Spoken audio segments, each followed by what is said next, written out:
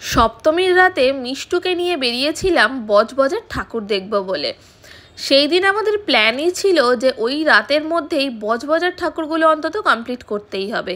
আর হ্যাঁ, মিঠাইকে কিন্তু এই দিন আমরা নিয়ে বেরাইনি, কারণ আগের দিনই ওকে নিয়ে বেরিয়েছিলাম আর মাঝ রাস্তায় গিয়েই ঘুমিয়ে পড়ছিল। তাই ওকে আগের দিন আছিপুর থেকে চড়িয়াল পর্যন্ত ঠাকুর দেখিয়ে দিয়েছি, আর আজকে পালা মিষ্টুকে নিয়ে পুরো বজবজের ঠাকুরগুলো দেখার। যেহেতু রাত্রেবেলা 1:30টার পরে ঠাকুর দেখতে বেরিয়েছিলাম, তাই পুরো রাস্তা তো ফাঁকাই ছিল, তাই ভালোভাবে প্যান্ডেলের সামনে অবধি পৌঁছেও যেতে পেরেছি এবং ধীরে সুস্থে ফাঁকায় সমস্ত ঠাকুরগুলোই ভালো করে দেখতেও পেরেছি।